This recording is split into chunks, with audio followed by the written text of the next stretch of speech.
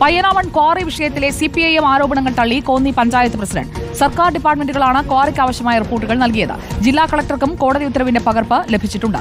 സർക്കാർ സഹായത്തോടെ പാറ ഖനനം നടക്കുന്നുവെന്നത് പരസ്യമായ രഹസ്യമാണെന്നും പഞ്ചായത്ത് പ്രസിഡന്റ് ആനി സാബു പറഞ്ഞു. ഭരണഘടനയെയും കോടതിയെയും അനുസരിക്കുക എന്നത് തന്റെ ഉത്തരവാദിത്തമാണെന്നും ആനി സാബു പറഞ്ഞു. വിവരങ്ങളുമായി പ്രവീൺ പുരുഷോത്തമൻ നമുക്കൊപ്പം. പ്രവീൺ പുരുഷോത്തമൻ, പയ്യനാമണിലെ ക്വാറിയിൽ 2 പേരുടെ ജീവൻ പൊലിഞ്ഞതാണ്. അവിടെ ലൈസൻസിലടക്കം പല കാര്യങ്ങളിൽ ആക്ഷേപങ്ങൾ ഉയർന്നതാണ്. ഇപ്പോൾ പഞ്ചായത്ത് പ്രസിഡന്റ് എന്താണ് പറയുന്നത്?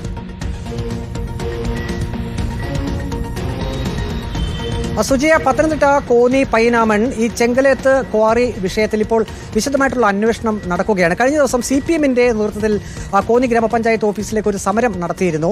അവിടെ CPIM-ന്റെ ഏരിയ കമ്മിറ്റി സെക്രട്ടറി ശ്യാംലാൽ വളരെ ഗുരുതരമായിട്ടുള്ള ആരോപണങ്ങൾ പഞ്ചായത്ത് പ്രസിഡന്റിനെതിരെയും സെക്രട്ടറിക്കെതിരെയും ഉന്നയിച്ചിരുന്നു. അതായത് ഈ പാറമട ഉടമയെ സഹായിക്കുന്ന രീതിയിൽ പഞ്ചായത്ത് കാര്യങ്ങൾ ചെയ്തു കൊടുത്തു എന്ന വിമർശനമാണ് CPM-ന്റെ ഏരിയ കമ്മിറ്റി സെക്രട്ടറി ശ്യാംലാൽ നടത്തിയത്.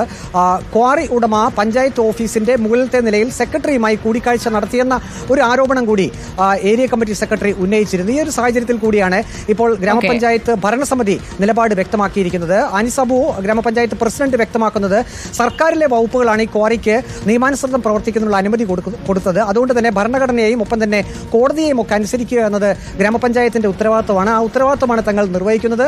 മറിച്ചുള്ള CPM-ന്റെ ആരോപണങ്ങൾ തങ്ങൾ തള്ളിക്കളയുന്നതായാണ് കോന്നി ഗ്രാമപഞ്ചായത്ത് ഭരണസമിതി വ്യക്തമാക്കുന്നത്. സുജയ. ഓക്കെ, പ്രവീൺ പുരുഷോത്തമനാണ് വിവരങ്ങളുമായി നമുക്കൊപ്പം ചേർന്നത്. ക്വാറികൾ നിർബാധം പ്രവർത്തിച്ചുകൊണ്ടേയിരിക്കുന്ന ഇടങ്ങളിലൊക്കെ പരിശോധനകൾ കൃത്യമാകുമോ എന്നതറിയാൻ നമുക്കും ഈ വാർത്തയുടെ പിന്നാലെ തന്നെ കൂടാം.